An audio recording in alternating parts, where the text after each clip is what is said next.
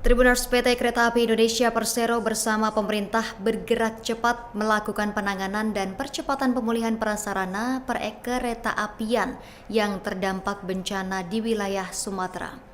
Selama 5 kali 24 jam non-stop, Kereta Api Indonesia melakukan pemulihan jalur secara intensif untuk memastikan distribusi logistik serta mobilitas masyarakat ini tetap terjaga di tengah keterbatasan akses transportasi darat.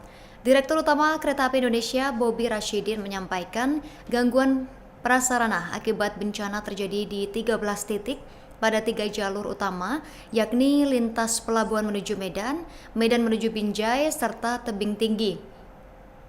Kejadian ini tentu saja bermula pada Jumat kemarin, 28 November 2025, dan langsung ditangani sejak hari pertama melalui pengerahan personel, peralatan berat, serta penerapan rekayasa teknis di lapangan. Sejak hari pertama, meskipun kondisi lapangan sangat berat akibat curah hujan yang bisa dikatakan cukup tinggi dan akses yang terbatas, tim Kereta Api Indonesia tetap bekerja tanpa henti. Atas instruksi dari pemerintah untuk segera memulihkan fasilitas publik, Kereta Api Indonesia bersama pemerintah melakukan upaya quick recovery secara senyap agar jalur kereta api ini bisa kembali berfungsi dan melayani masyarakat. Di tahap awal, Kereta Api Indonesia memfokuskan upaya pada asesmen menyeluruh serta penanganan darurat di titik-titik krisis. Meski belum seluruh jalur bisa dilalui secara normal, perjalanan kereta api dan distribusi logistik mulai dijalankan secara bertahap sejak H+1. Dan upaya ini dilakukan secara konsisten hingga seluruh jalur kembali beroperasi normal dalam waktu 5 kali 24 jam. Hasil pemeriksaan menunjukkan gangguan prasarana berupa genangan banjir, longsoran, serta gugusan akibat tergerus aliran air, dan penanganan dilakukan secara bertahap sesuai karakteristik kerusakan di lapangan dengan waktu pemulihan mulai dari kurang dari 24 jam hingga maksimal 5 hari.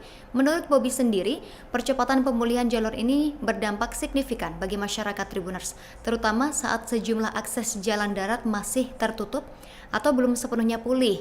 Kereta api menjadi satu moda transportasi yang bisa diandalkan masyarakat untuk tetap beraktivitas sekaligus mendukung distribusi logistik. Di sisi distribusi bahan bakar, KAI memastikan penyaluran BBM tetap berjalan dengan meningkatkan kapasitas angkutan.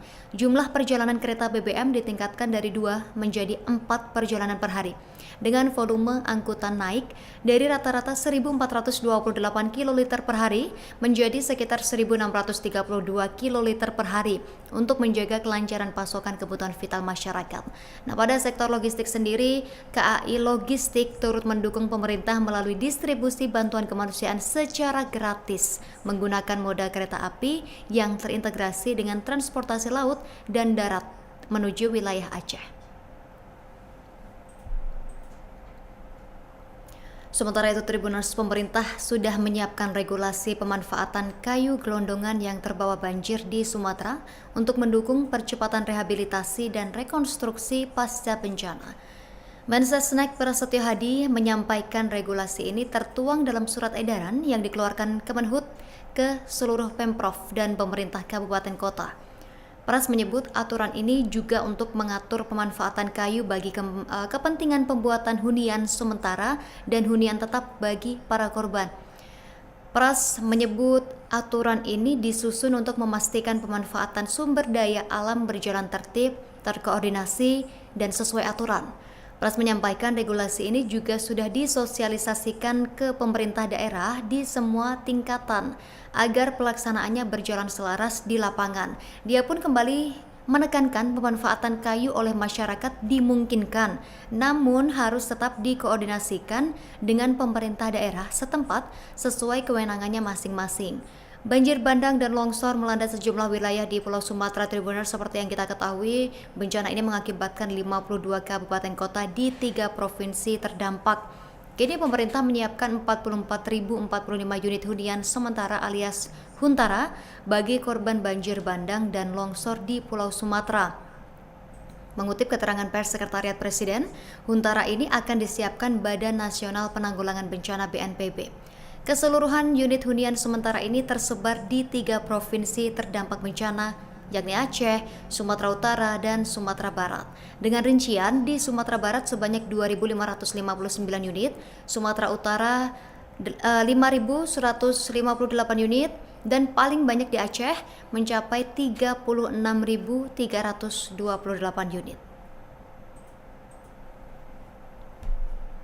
Pemerintah daerah terdampak bencana di Sumatera bagian utara diperbolehkan menerima bantuan asing, akan tetapi bantuan tersebut tidak boleh berasal dari pemerintah negara lain. Bantuan dari lembaga internasional juga diperkenankan, tetapi jenis bantuan yang bisa diterima dibatasi. Memasuki pekan ketiga bencana di Sumatera bagian utara, bantuan dari berbagai pihak di luar negeri mulai bermunculan. Bantuan ini disampaikan langsung ke pemerintah daerah yang terdampak bencana baik di Aceh, Sumatera Utara maupun Sumatera Barat. Akan tetapi, keberadaan bantuan ini masih problematis, sebab pemerintah pusat memutuskan untuk tidak menerima bantuan dari pemerintah negara lain. Sementara Menteri Dalam Negeri Tito Karnavian saat jumpa pers penanganan bencana di Pangkalan TNI Angkatan Udara Halim Perdana Kusuma, Jakarta kemarin pada Jumat 19 Desember 2025, berterima kasih atas bantuan yang diberikan banyak pihak kepada para korban bencana banjir dan longsor di Aceh, Sumatera Utara, dan Sumatera Barat. Hal ini dilihat dalam bingkai solidaritas untuk kemanusiaan serta kebangsaan, khusus untuk bantuan dari pihak asing. Dikatakan oleh Tito, pemerintah pusat tidak melarang jika bantuan berasal dari pihak non-pemerintah. Contohnya, bantuan beras sebanyak 30 ton yang disampaikan pihak Uni Emirat Arab UAE kepada pemerintah kota Medan, Sumatera Utara. Bantuan ini boleh diterima karena bukan berasal dari pemerintah UAE, melainkan dari organisasi Palang Merah atau Red Crescent UAE. Tito melanjutkan, bantuan yang diberikan ini juga tidak didistribusikan secara langsung oleh pemerintah daerah, dan bantuan dari Red Crescent UAE sendiri diserahkan kepada Lembaga Penanganan Bencana dan Bantuan Kemanusiaan milik Muhammadiyah, yakni Muhammadiyah Medical Center. Download Tribun X sekarang, menghadirkan lokal menjadi Indonesia.